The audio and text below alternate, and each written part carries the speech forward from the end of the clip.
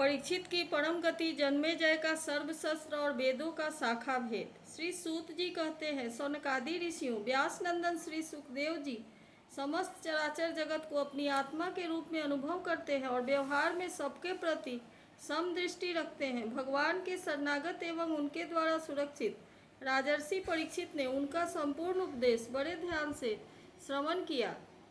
अब वे सिर झुकाकर उनके चरणों के तनिक और पास खिसक आए तथा अंजलि बांधकर उनसे यह प्रार्थना करने लगे। राजा परीक्षित ने कहा, भगवान, आप करुणा के मूर्तिमान स्वरूप हैं। आपने मुझ पर परम कृपा करके अनादि अनंत एक रस सत्य भगवान श्री हरि के स्वरूप और लीलाओं का वर्णन किया है। अब मैं आपकी कृपा से परम अनुग्रहित और कृतकृत्य हो गया हूँ। संसार के प्राणी अपने स्वार्थ और परमार्थ के ज्ञान से शून्य हैं और विभिन्न प्रकार के दुखों के दावानल से दग्ध हो रहे हैं। उनके ऊपर भगवानमय महात्माओं का अनुग्रह होना कोई नई घटना अथवा आश्चर्य की बात नहीं है। यह तो उनके लिए स्वाभाविक ही है। मैंने और मेरे साथ और बहुत से लोगों ने आपके मुखारविंद से इस श्रीमद् भागवत महापुराण का श्रवण किया है। इस पुराण में पद पद पर भगवान श्री हरि के उस स्वरूप और उन लीलाओं का वर्णन हुआ है जिसके गान में बड़े बड़े आत्माराम पुरुष रमते रहते हैं। भगवान, आपने मुझे अभय पद का ब्रह्म और आत्मा की एकता का साक्षात्कार करा दिया है। अब मैं परम शांति स्वरूप ब्रह्म में स्थित हूँ। अब मुझे तक्षक आदि किसी भी मृत्यु के निमित्त से अथवा दल के दल मृत्यु से भी भय नहीं है। मैं अभय हो गया हूँ। ब्रह्मन, आप मुझे आज्ञा दीजिए कि मैं अपनी वाणी बंद कर लूँ, मौन हो जाऊं और साथ ही कामनाओं के संस्कार से भी रहित चित्त को इंद्रियातीत परमात्मा के स्वरूप में विलीन करके अपने प्राणों का त्याग कर दूं। आपके द्वारा उपदेश किए हुए ज्ञान और विज्ञान में परिनिष्ठित हो जाने से मेरा अज्ञान सर्वदा के लिए नष्ट हो गया।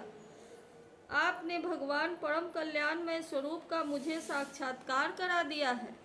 सूत जी कहते हैं, सौनकादि ऋषियों, राजा परीक्षित ने भगवान श्री सुखदेव से इस प्रकार कहकर बड़े प्रेम से उनकी पूजा की।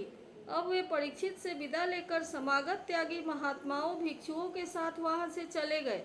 राजर्षि परीक्षित ने बिना किसी बाह्य सहायता के स्वयं ही अपने अंतरात्मा को परमात्मा के चिंतन में समाहित किया और ध्यान मग्न हो गए। उस समय उनका श्वास प्रवास भी नहीं चलता था। ऐसा जान पड़ता था मानो कोई वृक्ष का ठूंठ हो। उन्होंने गंगा जी के तट पर कुशों को इस प्रकार बिछा रखा था जिसमें उनका अग्रभाग पूर्व की ओर हो और उन पर स्वयं उत्तर मुंह होकर बैठे हुए थे। उनकी आसक्ति और संशय तो पहले ही मिट चुके थे। अब वे ब्रह्म और आत्मा की एकता रूप महायोग में स्थित होकर ब्रह्म स्वरूप हो गए। सौनकादि ऋषियों, मुनि कुमार श्रृंगी ने क्रोधित होकर परीक्षित को श्राप दे दिया था। अब उनका भेजा हुआ तक्षक सर्प सदा परीक्षित को डसने के लिए उनके पास चला आया। रास्ते में उसने कश्यप नाम के एक ब्राह्मण को देखा। कश्यप ब्राह्मण सर्व विष की चिकित्सा करने में बड़े निपुण थे। तक्षक ने बहुत सा धन देकर कश्यप को वहीं से लौटा दिया। उन्हें राजा के पास न जाने दिया, स्वयं ब्राह्मण के रूप में छिपकर, क्योंकि वह इच्छानुसार रूप धारण कर सकता था। राजा परीक्षित के पास गया और उन्हें डस लिया। राजर्षि परीक्षित तक्षक के डसने से पहले ही ब्रह्म में स्थित हो चुके थे।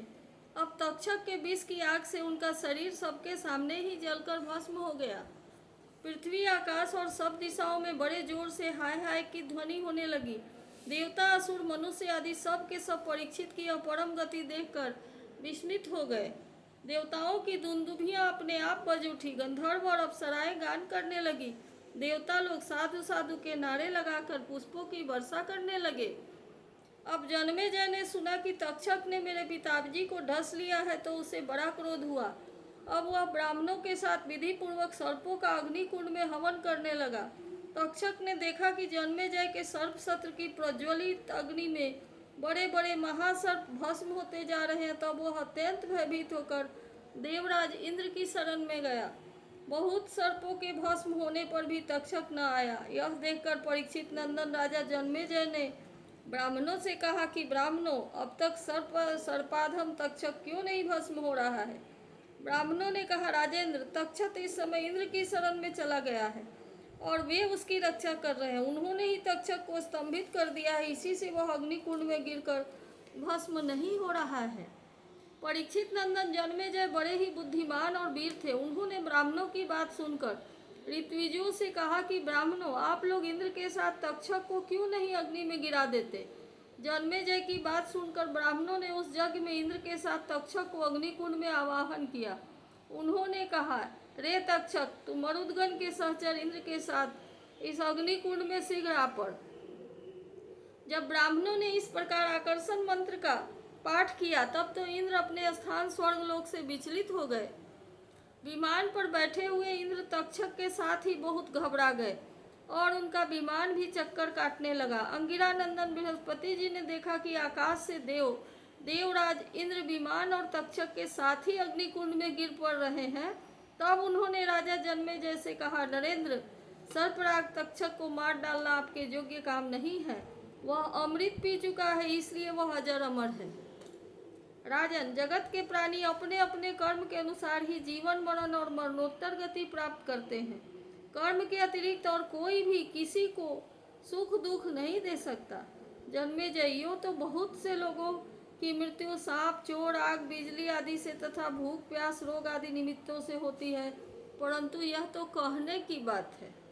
वास्तव में तो सभी प्राणी अपने प्रारब्ध कर्म का ही उपभोग करते हैं। राजन, तुमने बहुत से निरपराध सर्पों को जला दिया है। इस अविचार यज्ञ का फल केवल प्राणियों की हिंसा ही है, इसलिए इसे बंद कर देना चाहिए, क्योंकि जगत के सभी प्राणी अपने अपने प्रारब्ध कर्म का ही भोग कर रहे हैं।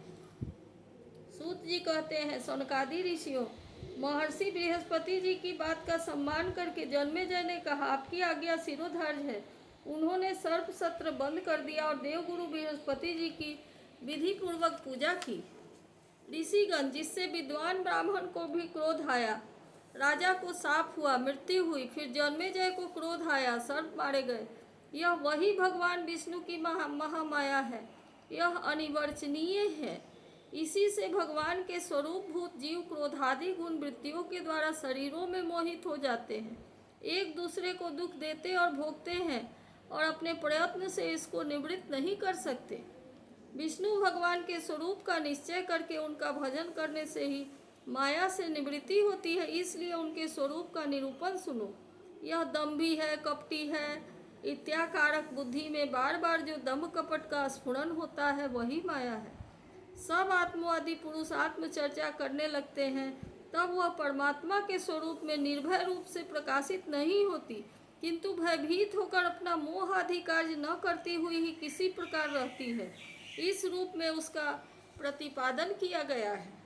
माया के आश्रित नाना प्रकार के विवाद मतवाद भी परमात्मा के स्वरूप में नहीं है, क्योंकि वे विशेष विषयक हैं और परमात्मा निर्विशेष है। केवल वाद विवाद की तो बात ही क्या, लोक परलोक के विषयों के संबंध में संकल्प विकल्प करने वाला मन भी शांत हो जाता है। कर्म, उसके संपादन की सामग्री और उनके द्वारा साध्य कर्म, इन तीनों से अन्वित अहंकारात्मक जीव, यह सब जिसमें नहीं है, वह आत्मस्वरूप परमात्मा न तो कभी किसी के द्वारा बाधित होता है और न किसी का विरोधी ही है। जो पुरुष उस परम पद के स्वरूप का विचार करता है, वह मन की मायामयी लहरों, अहंकार आदि का वाद करके स्वयं अपने आत्म स्वरूप में विहार करने लगता है। जो मुमुक्षु एवं विचारशील पुरुष परम पद के अतिरिक्त वस्तु का परित्याग करते हुए नेति नेति के द्वारा उसका निषेध करके किसी वस्तु प्राप्त करते हैं, जिसका कभी निषेध नहीं हो सकता और न तो कभी त्याग ही, वही विष्णु भगवान का परम पद है। यह बात सभी महात्मा और श्रुतियाँ एक मत से स्वीकार करते हैं। अपने चित्त को एकाग्र करने वाले पुरुष अंतःकरण की अशुद्धियों को, अनात्म भावनाओं को सदा सर्वदा के लिए मिटाकर अनन्य प्रेम भाव से परिपूर्ण हृदय के द्वारा उसी परम पद का आलिंगन करते हैं और उसी में समा जाते हैं। विष्णु भगवान का यही वास्तविक स्वरूप है, यही उनका परम पद है। इसकी प्राप्ति उन्हीं लोगों को होती है जिसके अंतःकरण में शरीर के प्रति अहंग भाव नहीं है और न तो इनके संबंधी गृह आदि पदार्थों में ममता ही। सचमुच जगत की वस्तुओं में मैंपन और मेरेपन का आरोप बहुत बड़ी दुर्जनता है। सौनक जी, जिसे इस परम पद की प्राप्ति अभीष्ट है, उसे चाहिए कि वह दूसरों की कटु वाणी सहन कर ले और बदले में किसी का अपमान न करे। इस क्षणभंगुर शरीर में अहंता ममता किसी करके किसी भी प्राणी से कभी वैर न करे। भगवान श्री कृष्ण का ज्ञान अनंत है, क्यों उन्हीं के चरण कमलों के ध्यान से मैंने इस श्रीमद् भागवत महापुराण का अध्ययन किया है। मैं अब उन्हीं को नमस्कार करके यह पुराण समाप्त करता हूँ।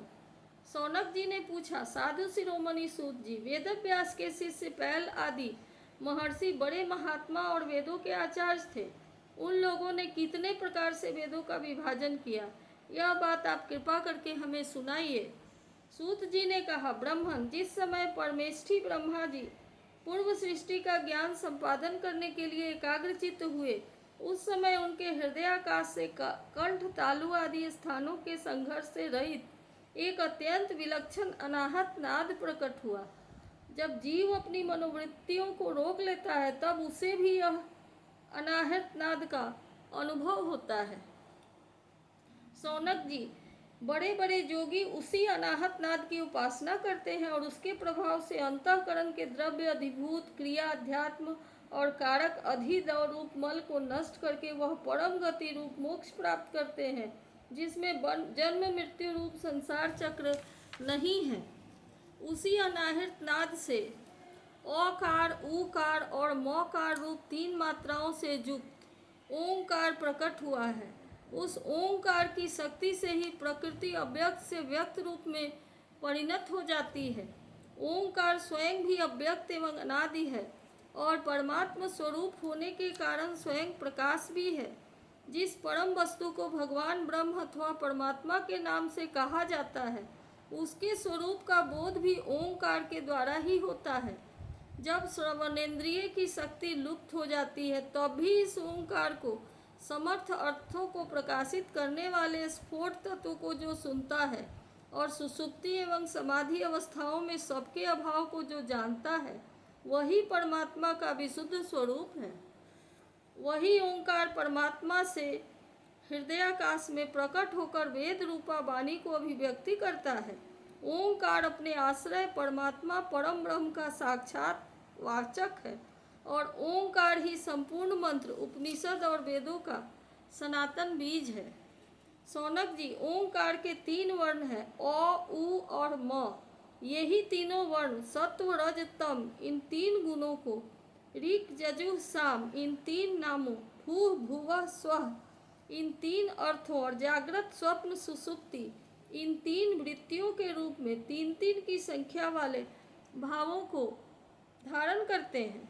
इसके बाद सर्वशक्तिमान ब्रह्मा जी ने ओंकार से ही अंतस्थ य र ल अ व, य र ल व, उष्म श श स ह, स्वर अ से औ तक, स्पर्श क से म तक तथा ह्रस्व और दीर्घ आदि लक्षणों से युक्त अक्षर सामान्य अर्थात वर्णमाला की रचना की।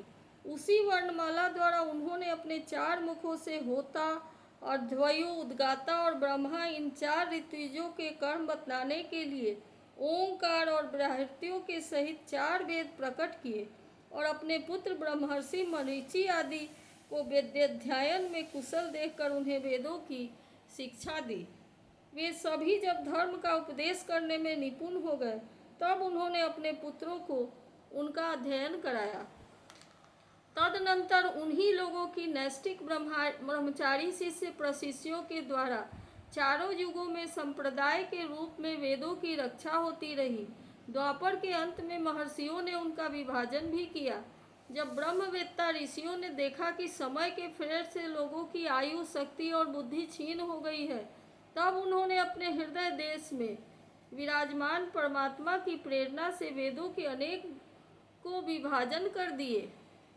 सौनक जी, इस वैवस्वत मनवंतर में भी ब्रह्मा, शंकर आदि लोकपालों की प्रार्थना से अखिल विश्व के जीवन दाता भगवान ने धर्म की रक्षा के लिए ब्रह्मर्षि पराशर द्वारा सत्यवती के गर्भ से अपने अनुशासक कला स्वरूप व्यास के रूप में अवतार ग्रहण किया है। परम भाग्यवान सौनक जी, उन्होंने ही वर्तमान युग में वेद के चार विभाग किए। जैसे मणियों के समूह में से विभिन्न जाति की मणियाँ छांटकर अलग अलग कर दी जाती है, वैसे ही महामती भगवान व्यास देव ने मंत्र समुदाय में से भिन्न भिन्न प्रकरणों के अनुसार मंत्रों का संग्रह करके उससे ऋग, यजुर, साम और अथर्व ये 4 संहिताएं बनाई और अपने 4 शिष्यों को बुलाकर प्रत्येक को एक एक संहिता की शिक्षा दी। उन्होंने बृहस्पति नाम की पहली ऋक् संहिता पैल को, निगद नाम की दूसरी यजुः संहिता वैशंपायन को, साम श्रुतय की छंदोग संहिता जैमिनी को और शिष्य सुमंतु को अथर्वगिर संहिता का अध्ययन कराया।